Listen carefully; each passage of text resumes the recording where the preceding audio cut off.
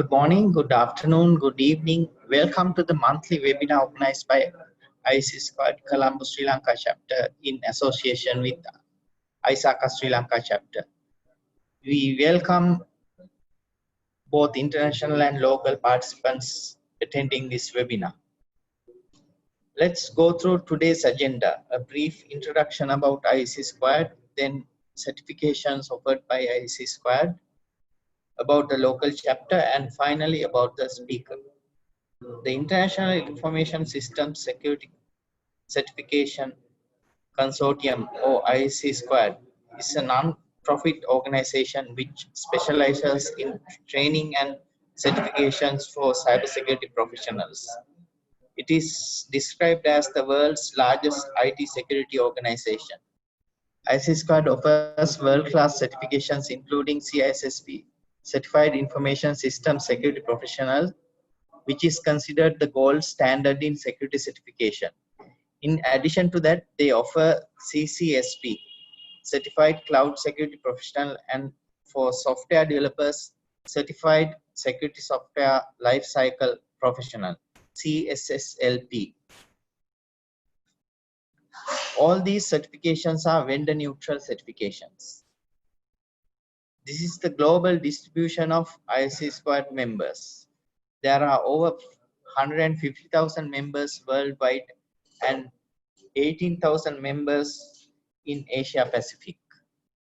ISC2 credential holders occupy key positions in the organization like Chief Security Officers, Chief Information Officers, System Engineers, Security Managers, etc.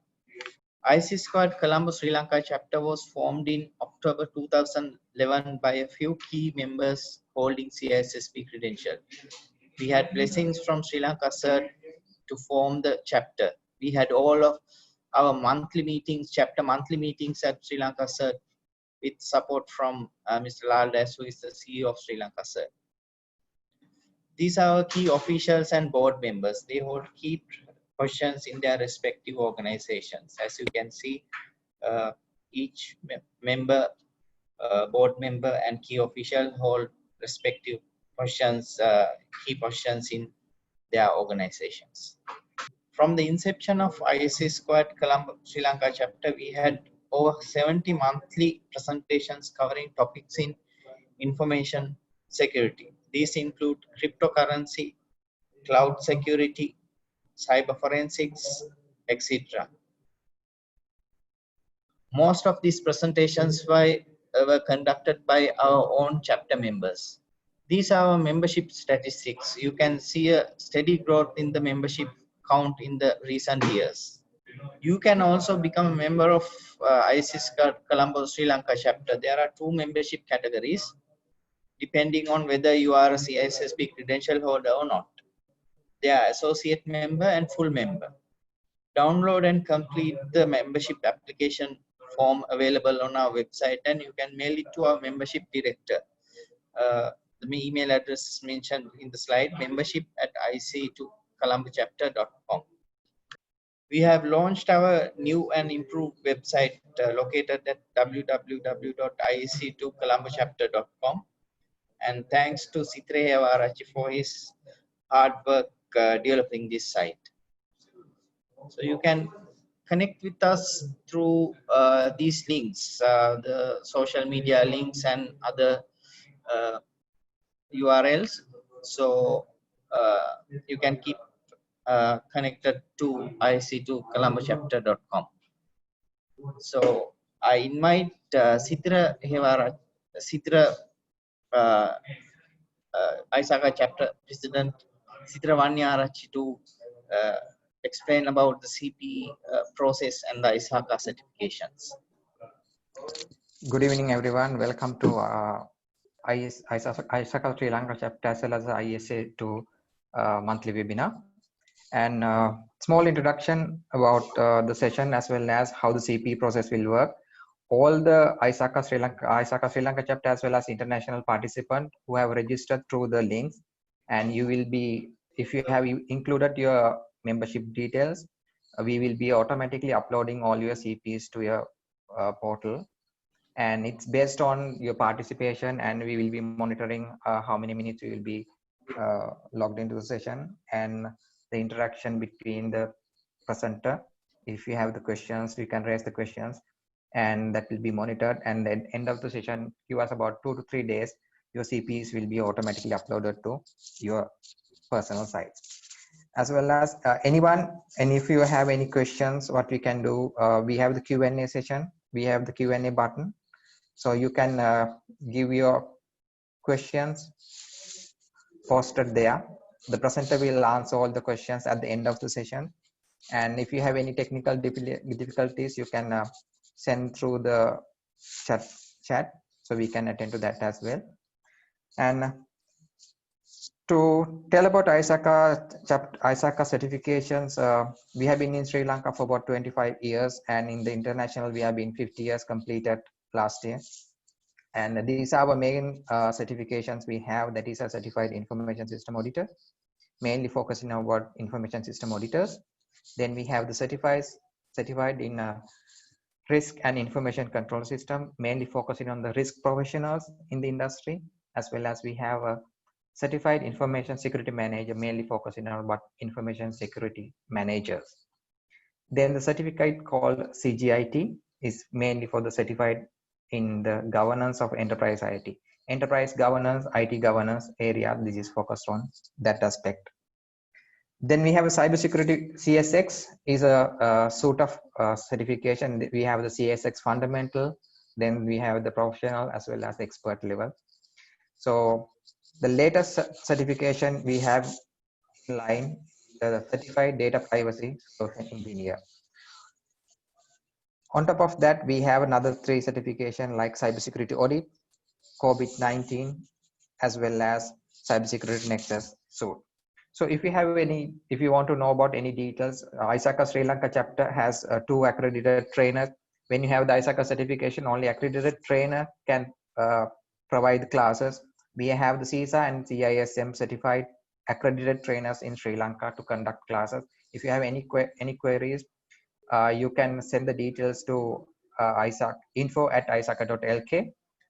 You can see our website www.isaca.lk. You can go to the ISACA website and you can get the details, as well as we have our Facebook, LinkedIn, as well as Instagram there. So you can get all our event details published in that as well.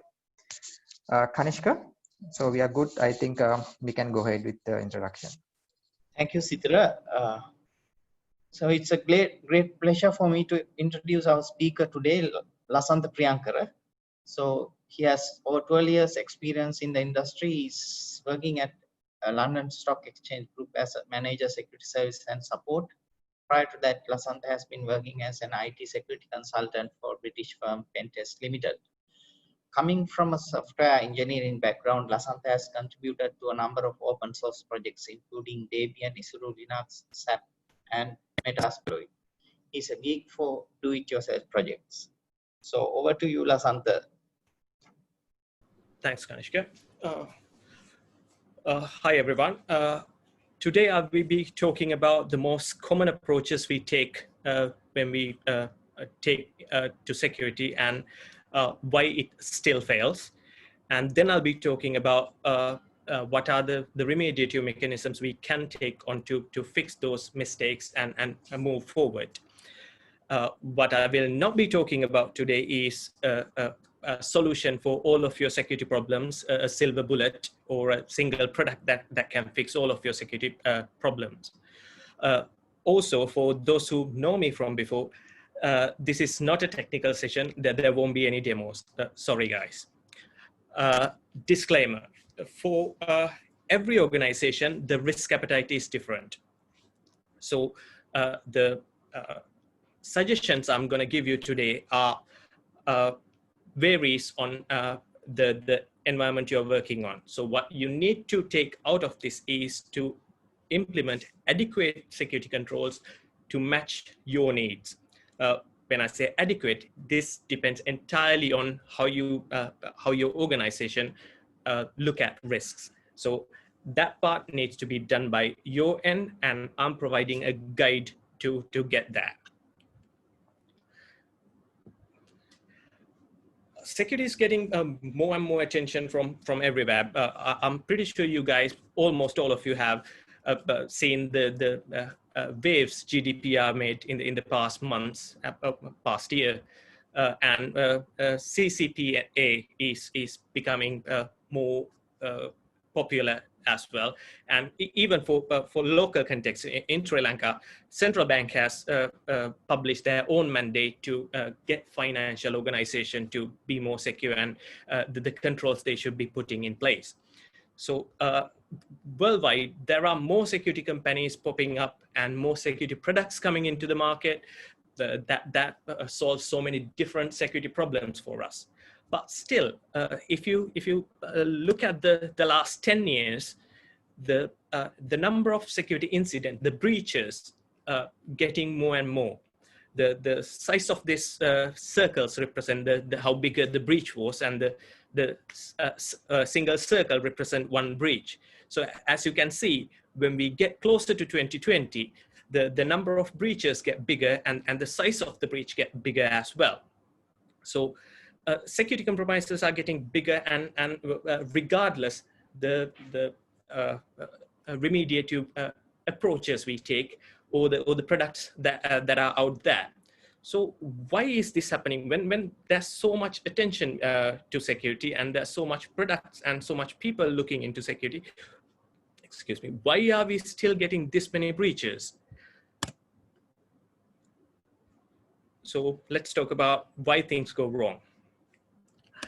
To put it simply, to summarize, there are three things that usually go wrong.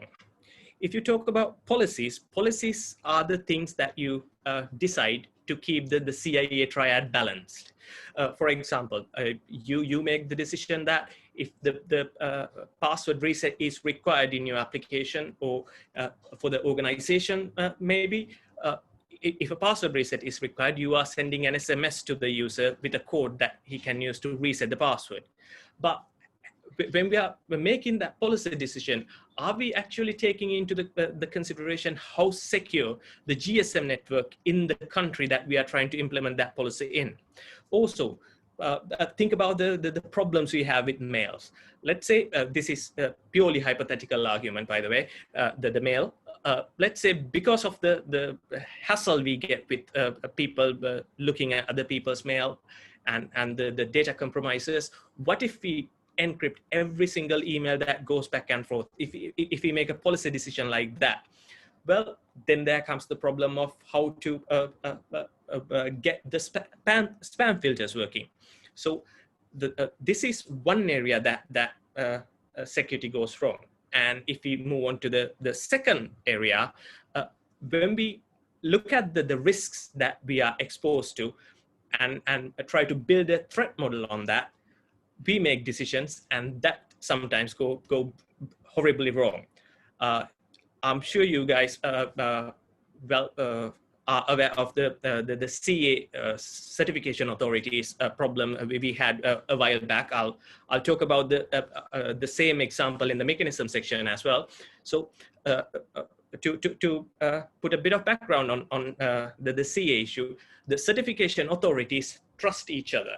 So any certificate issued by one authority is trusted by all the other trusted authorities.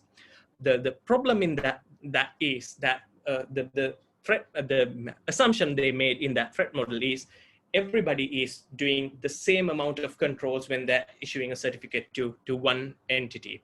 But as you guys may know, a few years back, one of the China's postal service certification authority issued a certificate to an untrusted entity, which caused quite a bit of headwaves in the news.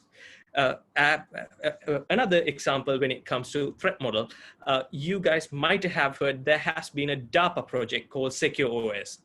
DARPA pulled out all the best and brightest minds from all the top universities, and they put together a team to build a OS that cannot be hacked. Apparently, they guys have done a very good job, and it was pretty secure as well. However, what they didn't think about in the threat model is, all they think about in the threat model is the security of the operating system itself. So when they bring in a red team to assess the security of the operating system, red team still managed to get into the operating system. How they did it was they managed to find the physical machine where the source code of the operating system was hosted in a university building, and they managed to get physical access and then install a backdoor in the source code itself. So when we are making decisions, this is example of threat models failing. And finally, the mechanisms, the implementation fails. Biggest example we could talk about in mechanism failure is cryptography. The math is always perfect, but if you look at the last 10 years, that's once a year, there's something goes wrong in cryptography. When we dig deep into it, it's the implementation. It's not the programmers doing a bad job. It's when you're implementing maths into to the programming language, there are mechanism failures happen. That's normal. And going back to the CA story, you guys might remember the SSL strip attack from this gentleman called Moxie Marlinspike. Well, all he had to do to exploit the SSL trust model was to put a null byte in the end of the domain he has registered and put the rest of the domain afterwards. So these things happen. We can't stop all of them. What we can do is to put controls around it. So bottom line is, at any stage, mistakes can happen. It's inevitable. So I'm going to talk in the next slide, the most common approaches taken by security professionals to address these and what are the weaknesses in those as well.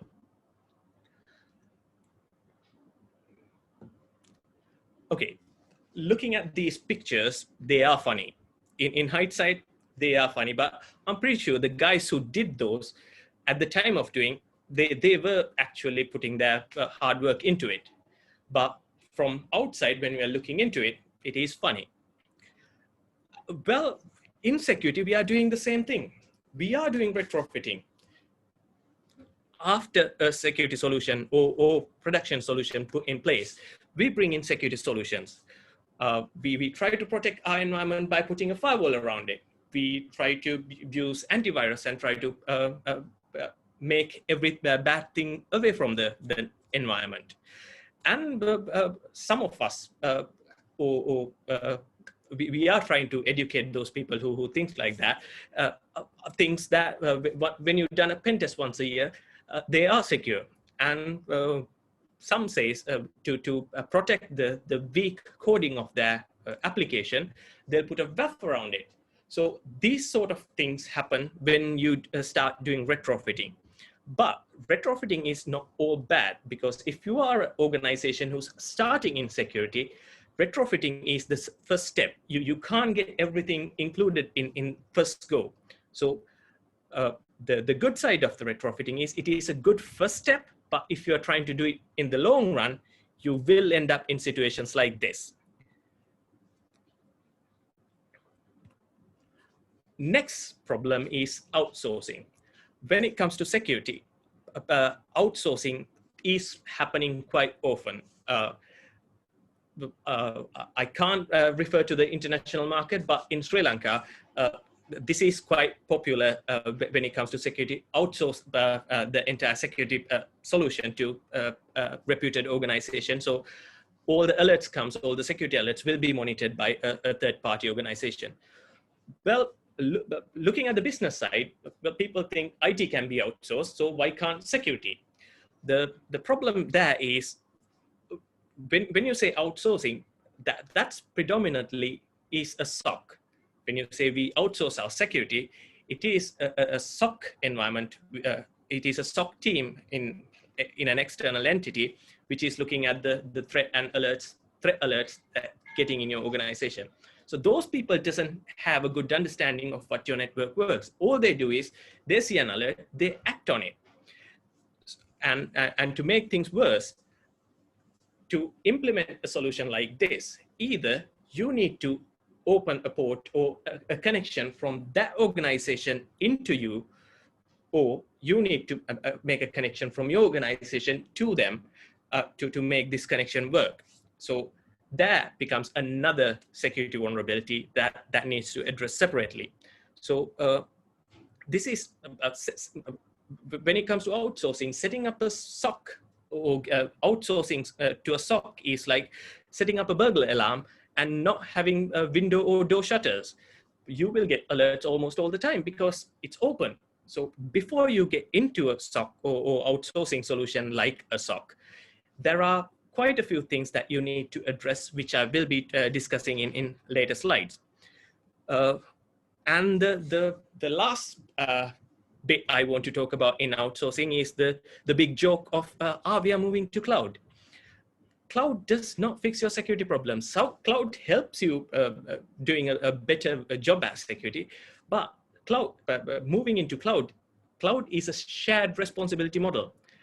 You can say, okay, I'm getting everything from these people as a software as a service, and they are responsible for everything that happens. No, when it comes to legal frameworks, every legal framework that is widely known says ultimate responsibility of the data is the business owner's responsibility. For example, let's say you have you got a software as a service from Amazon, and Amazon did something stupid, and all the data that hosted in your application got leaked. So legal bodies will be fining you. You need to bear that cost, and you need to deal with that first. Of course, later you can sue Amazon and get things done and get that fine reimbursed, but ultimately the responsibility is yours. So do not try to outsource the security and try to transfer the risk. Unfortunately, when it comes to risk transference, it doesn't work very well in the security. There have been organizations that offers security insurance, but they went down as soon as they comes in. So try to avoid this approach when you are running long in the security. The next big thing when people try to do when fixing security is throw money at the problem. Well, this happens quite often when you get a big breach or something bad happens outside, and when you are a big organization. The budget you haven't had is miraculously appear when there is a breach happen. So sometimes you are there with a massive amount of money, not to do how to implement anything. Well, in those situations, I myself have been in situations like that. What happens is, well, you have loads of money, you round up all the best players and say, okay, this is the problem we have. Give us your request for proposal. Well, those guys are trying to make a sale. They are trying to pitch their security product, and they show all the bells and whistles they have. And these are the features we have, and these are the things we can do. And they do their demo, and they try to show us all the cool tech they have and the features, how easy our lives become.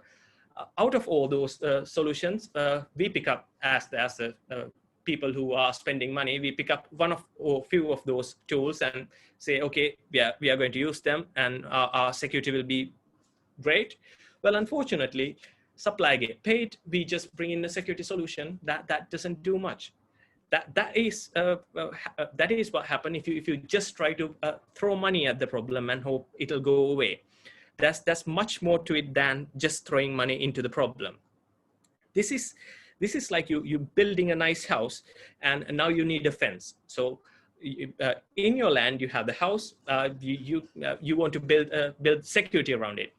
You go out buying all the expensive cement, all the metal, expensive good quality ones, and you even buy a CCTV system, and all of them are unloaded in your land, and you think, oh, I'm going to get secure now. No, you need to put those together and make the security solution yourself that fits your requirement.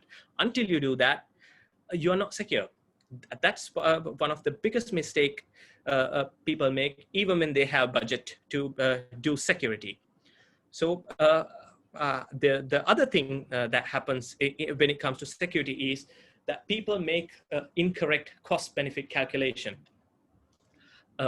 When you're trying to implement a solution, it is always about how much is it going to cost me and what is the yield I'm getting out of it. Security is always a slowing down factor. As security professionals, we need to understand that we will be looked at as people who are trying to slow people down. But we need to make sure people understand it is like getting you to wear a helmet. Of course, security slows down without people being able to go fast as they can, but it is slowing down people in the same way it slows down a biker when they're wearing a helmet and a safety jacket. That's what we need to communicate to those people and make them understand, because yes, without them they can go fast, but if they fell, they'll be damaged badly. So this part, we need to make sure that the project people understand that when it comes to security, we are not just trying to slow you down, we are trying to actually add the value to what you're trying to do. So when it comes to the cost-benefit calculation, people try to do things effectively, and when they try, in the process of them trying to do things effectively, they only try to meet the compliance levels. When they see security as, okay, ticking these boxes are okay, we met the security requirements. We need to change that. As security professionals, we need to make them understand matching the compliance level, matching the minimum requirement is not security. So how can we do that? We need to start getting people to realize that you need to start this as early as in the process rather than trying to retrofit at the end of the process. So finer details of what I'm going to propose is going to vary vastly based on the environment you're working. One of you could be coming from a development house, one of you could be from a infrastructure service environment, or one of you could be working in a fintech organization. So what I'm trying, the next steps I'm going to describe to you will be needed to translate into an area based on the risk factor that you need to meet.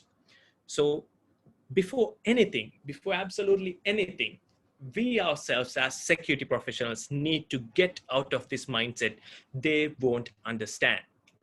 Because as long as we are in that mindset, of course they won't understand.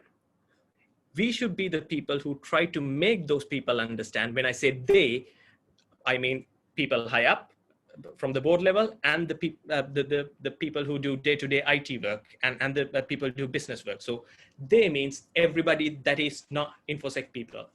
We need to make them understand, we need to make everybody understand that security is important, and this is why. You will be surprised when you get people understand and when you get people excited about security, the way they behave, the way they look at things change. So before we do anything, the first step, very first step is we changing our mindset that we are willing to make people convinced that security is important, and we need to completely get out of this mindset that they won't understand. The thing is, nobody wants to do a poor job. Nobody. It's just decision-making going bad. So we need to influence people when they're making decisions. So how can we do that? First off, we need policies and procedures defined. This is the very first step. Without this, none of the other steps going to work. We need to policies defined, and these need to get the backing of the C-level or the director level from the director board. Until we get that policies defined and get their support, any other security activities we are trying to do will be dead in the water. So very first step is to get those policies clearly defined that this is the expectation. From the policies, we need to break down the procedures depending on the environment they are applying to. The policies in the high up could be saying the patch level need to be adequately maintained. So if you say that to a production level person, he would say, okay, we installed some patches last year, so we are okay. So to avoid things like that, we need to define procedures saying, okay, when they say adequately maintained, the company's risk factor is risk appetite is this, and according to that, we need to patch CVE 8 or above vulnerabilities within 3 days of the patch release. So like that, we need to break it down to the people who are down in the chain. Also, in these procedures, we need to give people exceptions, and we need to think it through how the entire process works and what are the steps that need to be documented for people to not have any ambiguities. Once we have that in place, we can move to planning and deployment.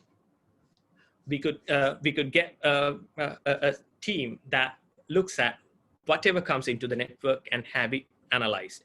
So if anyone can bring a hardware or a piece of hardware or a software into your organization and introduce it to your network, that's game over for you. Those who attended my previous session, I did a demo on compromising corporate network with a $15 piece of hardware that you can buy from eBay. So we need to be very critical about introducing new hardware or software into the network. We need to check them thoroughly before they are brought in. And we need to have a set of security checklists saying, is this okay? Is this done? Is this checked?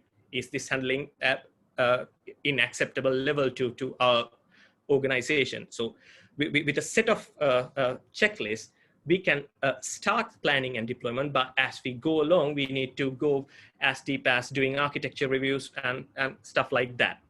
But as a starting point, you could start with a checklist. And then you could start focusing on awareness sessions. Coincidentally, you guys might have heard the news. Last week, SANS Institute got a breach. The cause of the breach is one of the employees falling victim to a phishing attack. SANS being the leading InfoSec training provider and one of their guys getting compromised is a good example of awareness sessions not happening adequately. So as an organization, with all the controls in place, we need to focus on our people. Without the support of the people, without the awareness and the knowledge of the people, all of these security controls mean nothing.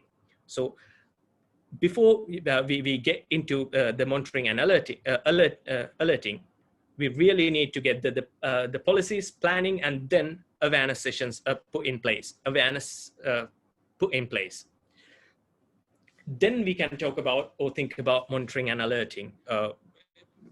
With all of these controls in place, what should we be monitoring?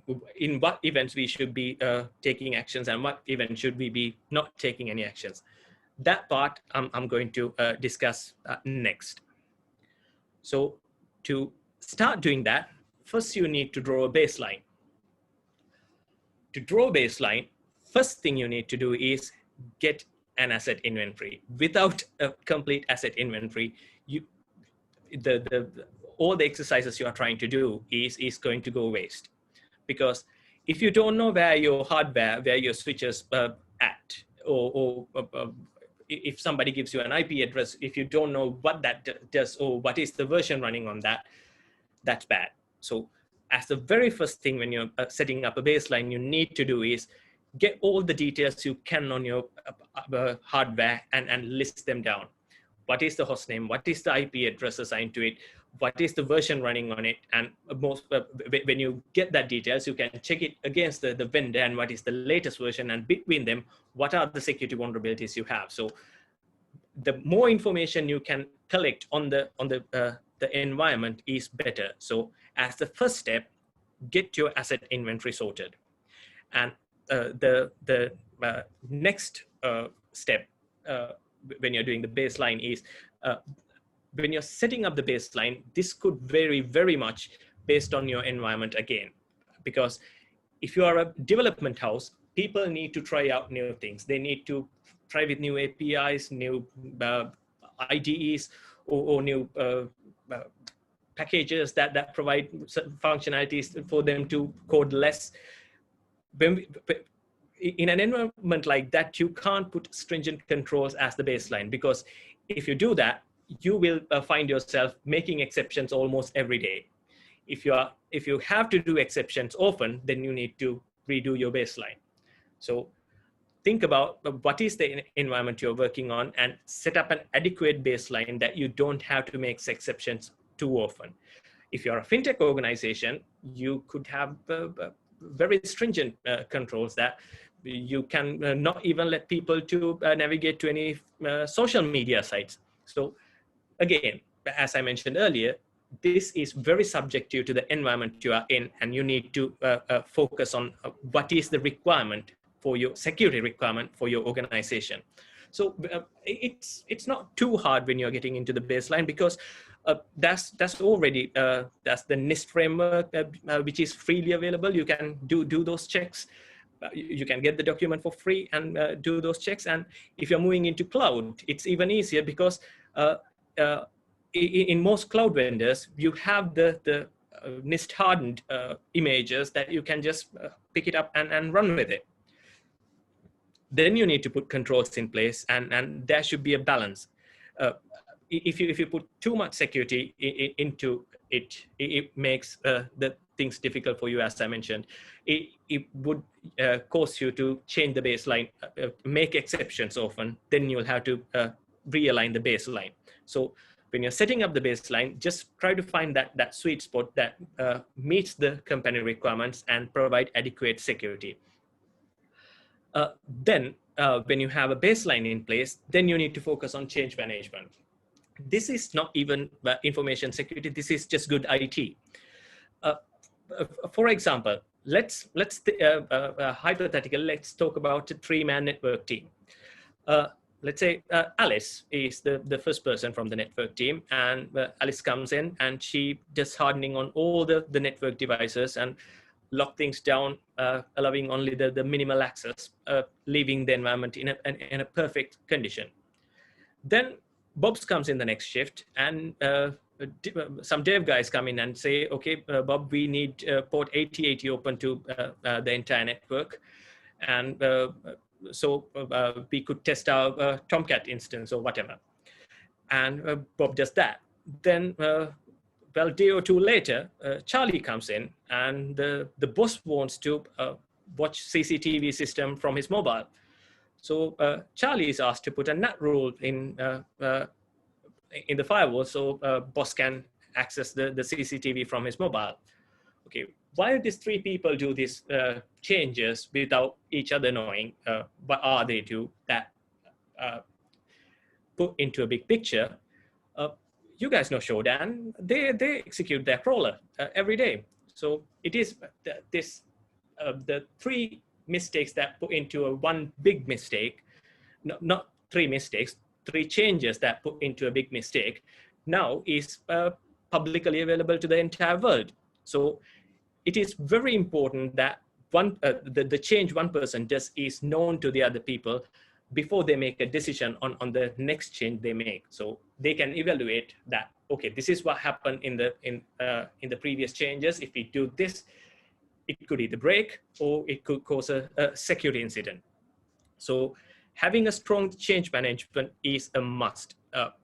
As the next step after setting up the baseline, you need to push people to get a change management process, and this implies implementing patch management too. That together will help you build a better security environment. Well, when it comes to development world, there are solutions like SVN, SVN is old, Git or Microsoft Foundation Server that does the job.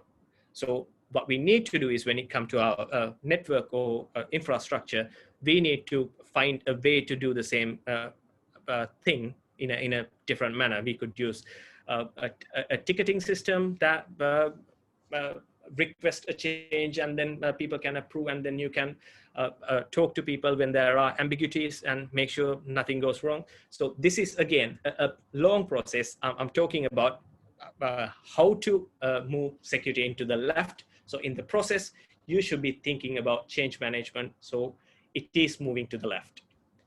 And once you have that, you can think about architecture reviews.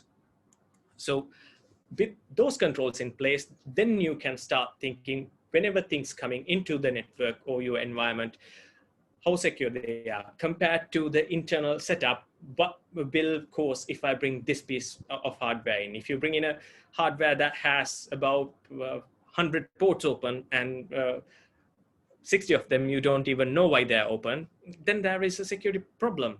So when you are thinking about that, you need to have a set of checklists. So if you're bringing something in, you need to follow a checklist saying minimum, a checklist saying what are the ports open, what external domain this one communicates to, does it even need internet, why does it need internet, and is there a break glass procedure if something goes wrong in there? So an attacker could elevate to get access into. Is the database encrypted? If the database is encrypted, how the keys are managed? So you need to have a set of questions minimum as a review before you bring something in. That way you are protecting your environment from a newly introduced threat. So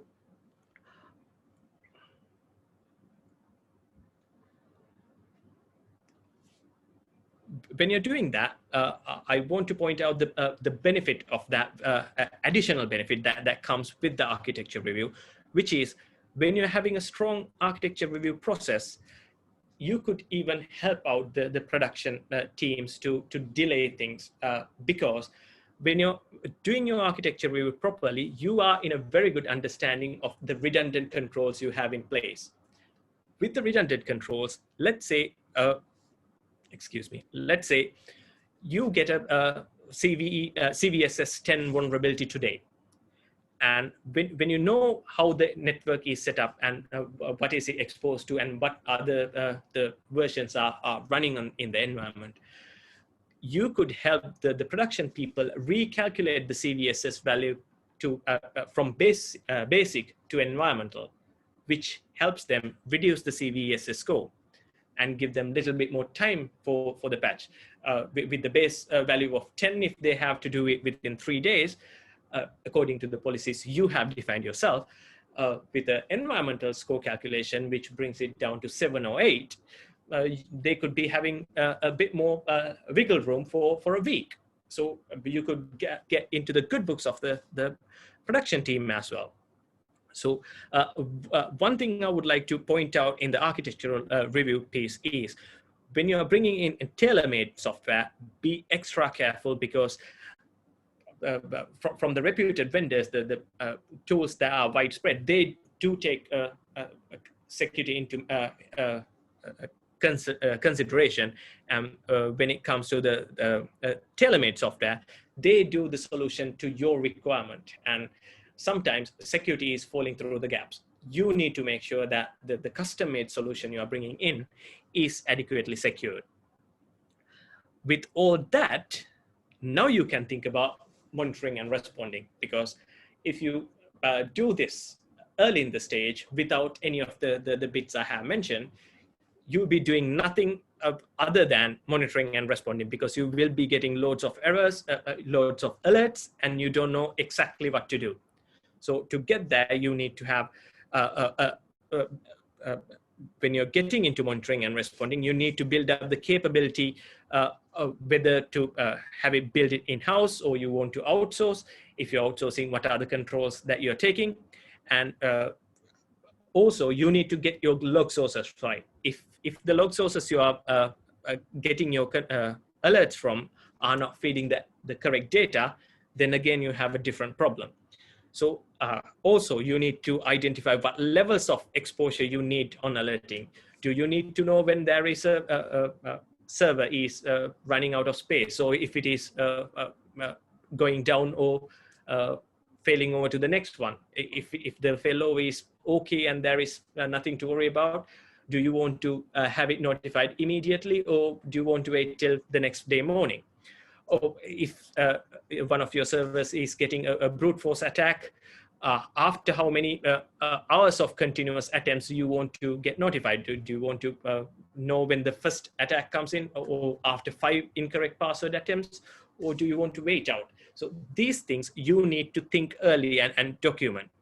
And to get it right, most importantly, you need to develop a set of playbooks.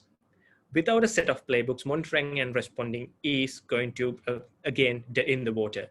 You need to say, in this sort of situations, these are the steps to follow. In this sort of situations, these are the steps to follow. So get that right, and then get your monitoring and responding piece sorted. After you, a little addition, if you are a software development house, this is some side notes I want to mention.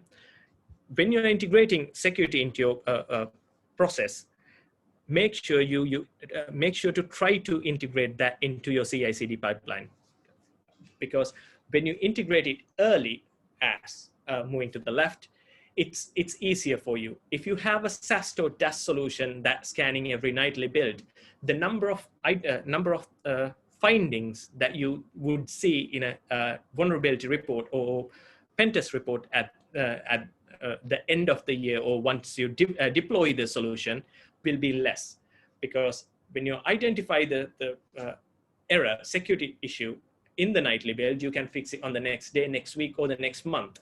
But when you deploy the solution, or when you are ready to deploy the solution, when you find those, changing something to fix the security issue, you will be introducing some more issues. So that way you will be causing more and more problems rather than actually fixing it. So try to move it to the left, and try to get it integrated into your CI/CD pipeline, and get a SAST or DAS solution to your nightly builds.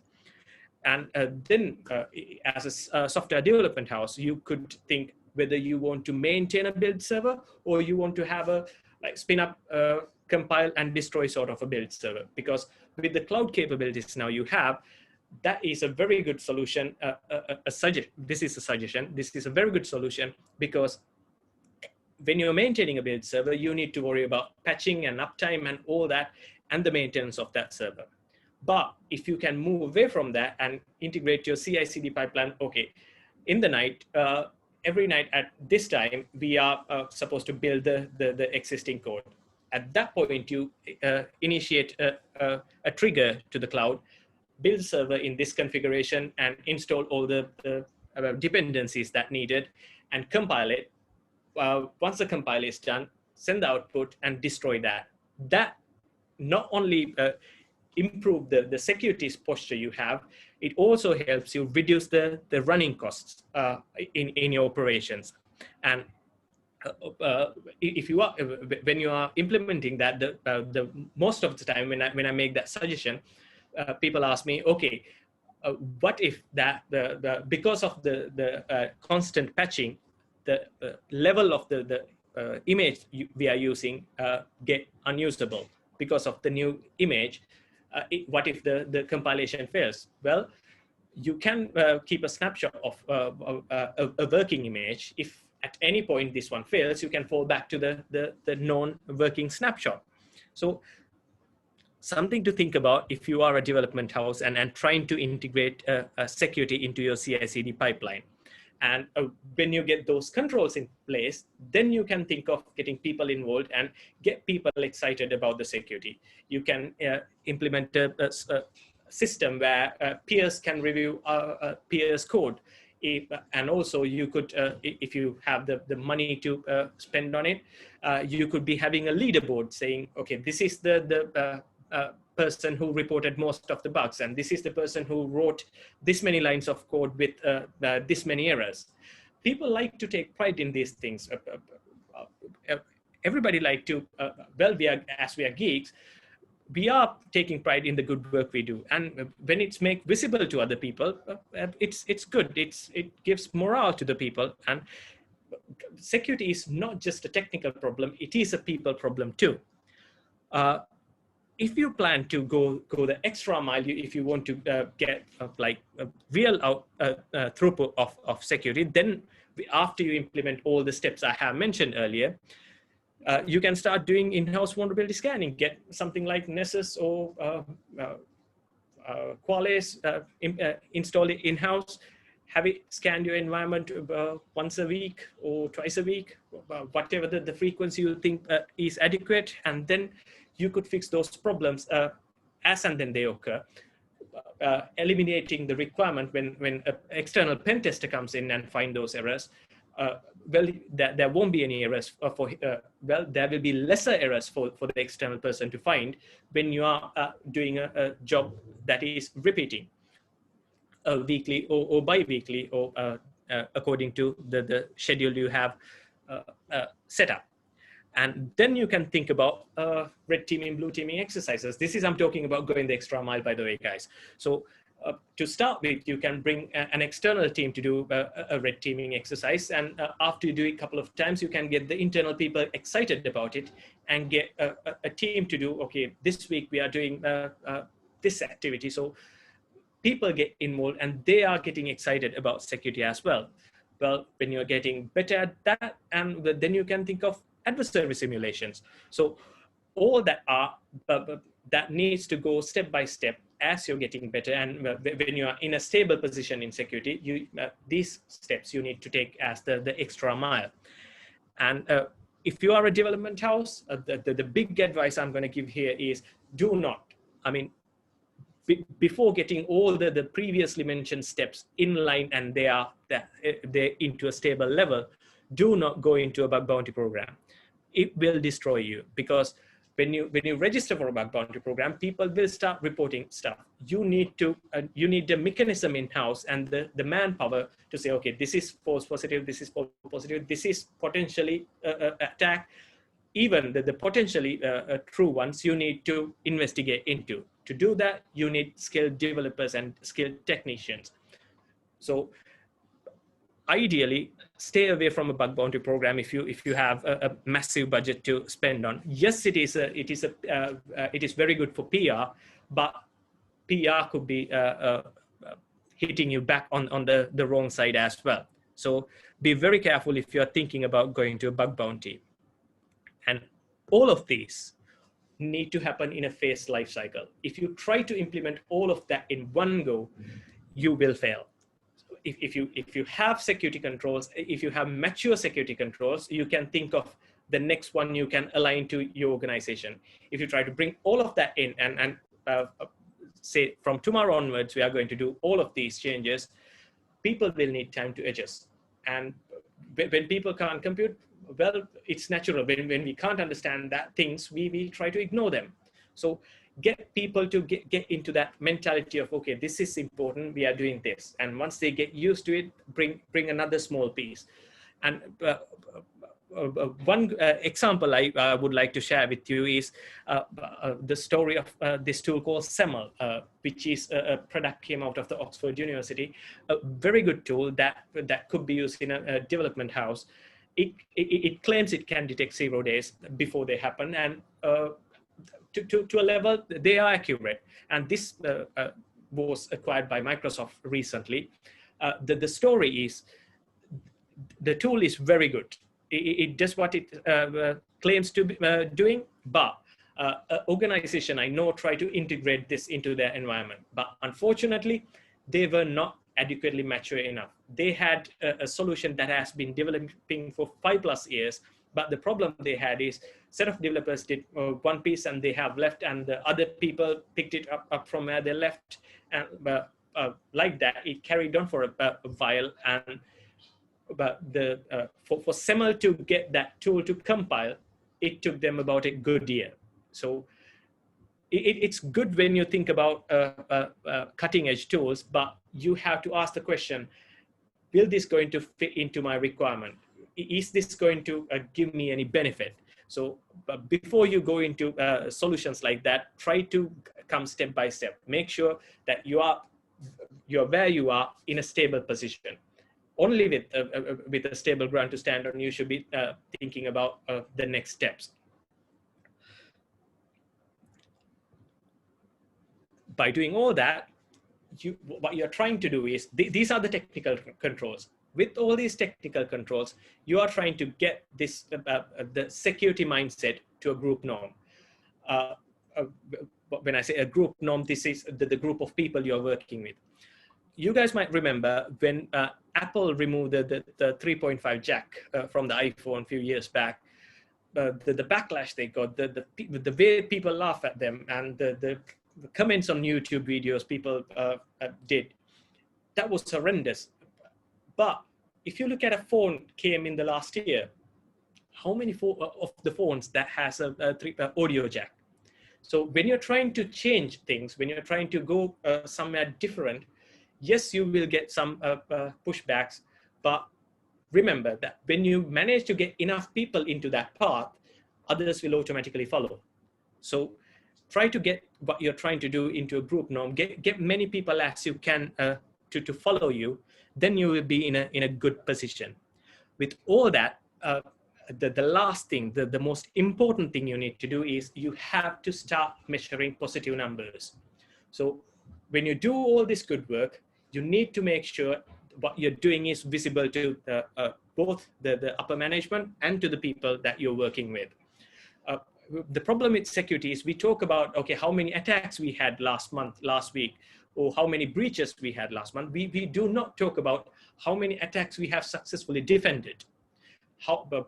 We did awareness session, but after the awareness sessions, what is the outcome of it? So as security professionals, you need to start thinking about these metrics. So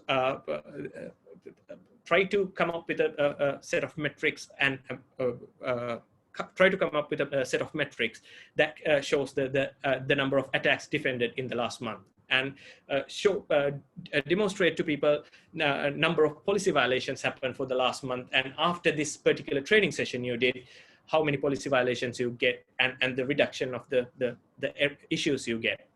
And most importantly, making that dashboard visible to everybody, both people up and the people you work with.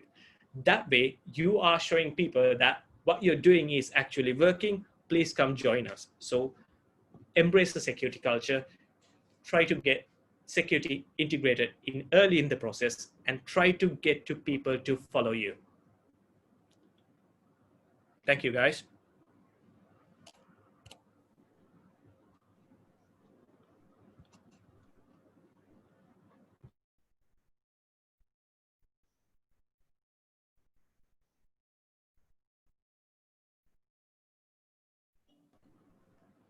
Kanishka, Sithira, are you there?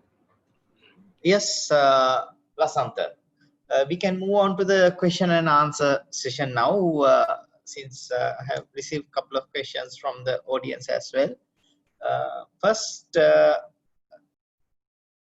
would like to raise this question. You were discussing retrofitting in security. What are the initiatives an organization take during an initial phase, like selecting proper controls for the organization? Sorry, I didn't get the question, Kanishka.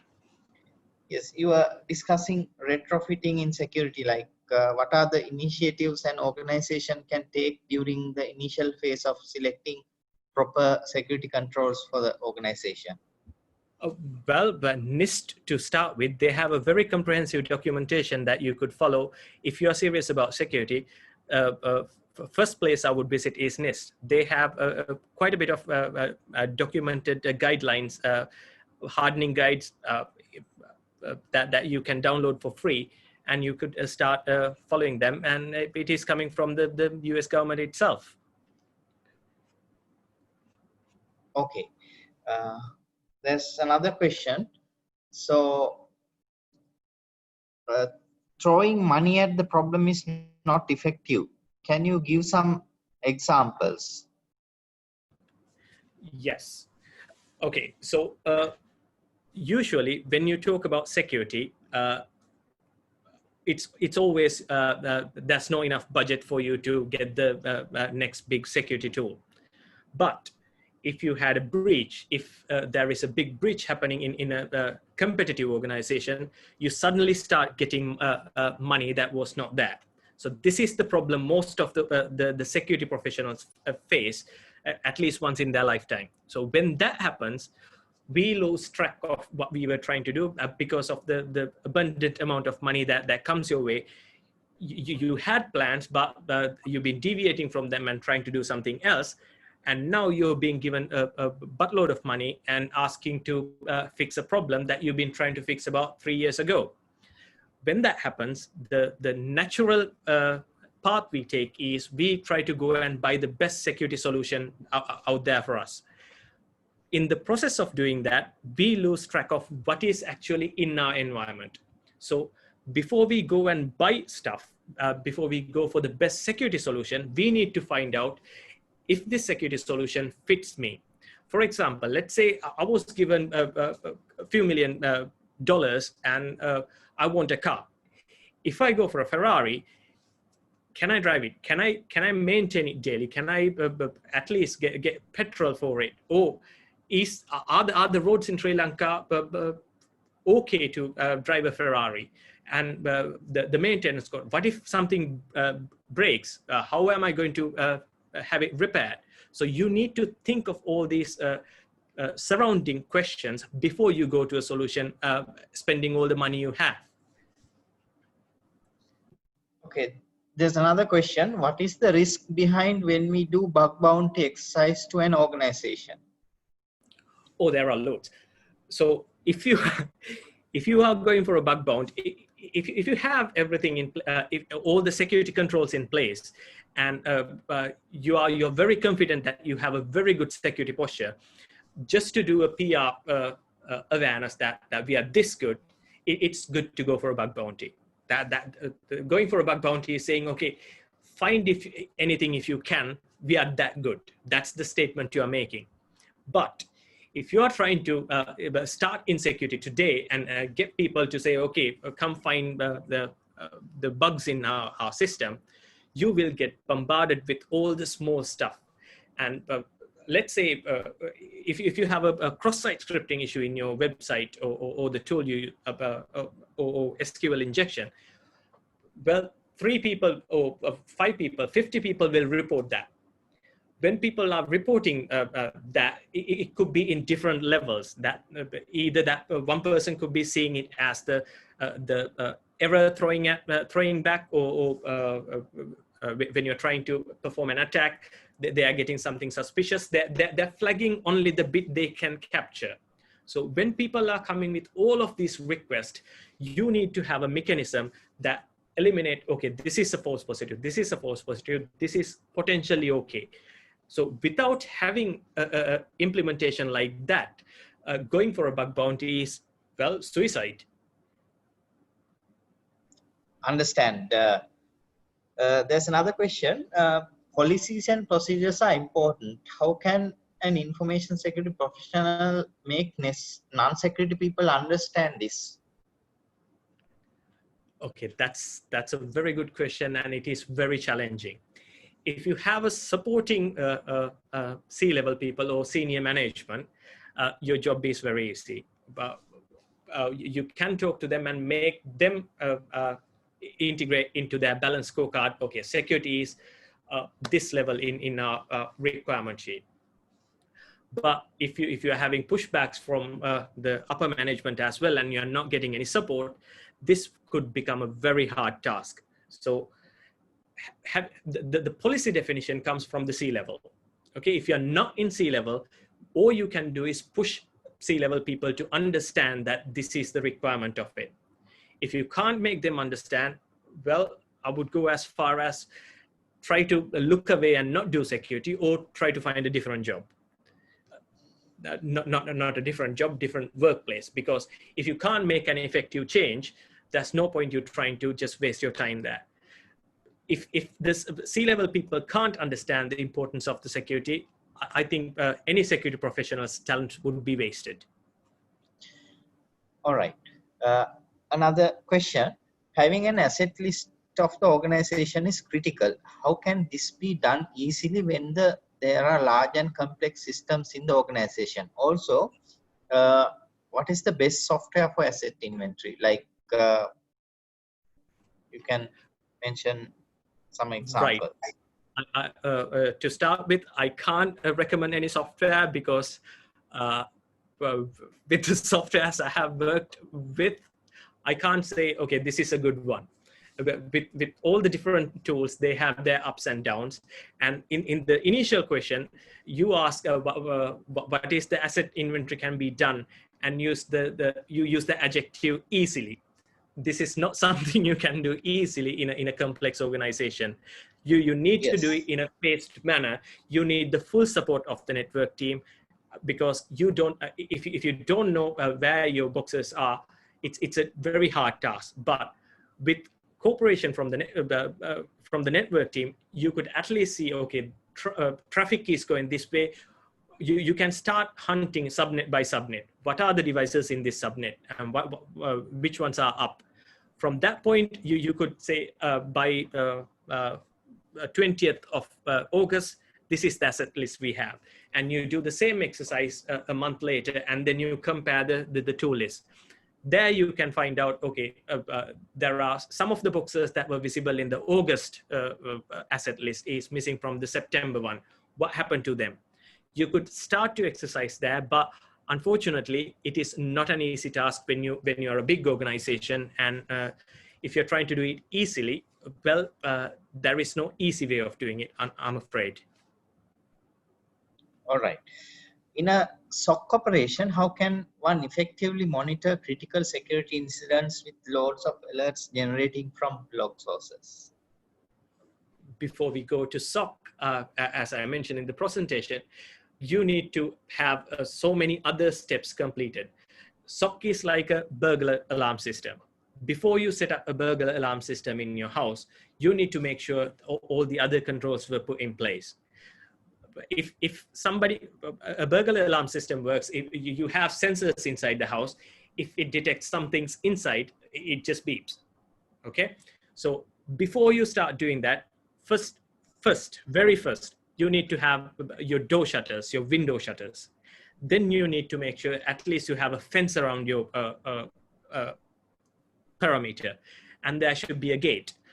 Like that, in security, you need to have the other compensating controls before you go straight into a SOC. If you go straight into a SOC, you won't do anything other than just attending to those alerts, because you will get so much almost all the time. When you have all those other controls, you could eliminate, okay, because of this, I can deprioritize this. Because of this and that, I could deprioritize that. That way, you could attend to the most important ones first, then you could eliminate the deprioritized ones, and then you can put additional controls to make them ineffective as you go along. There's one more question from the audience, that is, when considering awareness, what would be the best method to conduct sessions? Example, classroom, online remote sessions, in your opinion? To the best you can, make them interactive. Because when you're doing a session like this, you don't know how many people are falling asleep. I can't see the audience. I could be preparing the presentation to the best I can and using all the presentation techniques, but I don't know what's the environment they're listening in from. They could be falling asleep. So when we are doing an awareness session for an organization, it is best to get people in a room and do it interactively. You need to get people to understand, ask them questions, explain a piece, and then get the people to talk and make it interactive to the best you can. Then people get talking. What we need to do is, we tell something and people understand it, is not that. We need to get people thinking and them talking to their colleagues. Okay, but this is this, what if this happens? Okay, let's ask the other guy. We need to make that hype within the people. That's the only way we could actually properly secure an environment.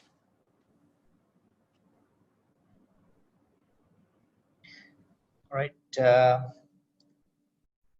That's about it, Lasantha. I think we have answered all the questions from the audience, and it's over to Sithira to continue with the agenda. Thanks, Kanishka. Thank you, Kanishka. And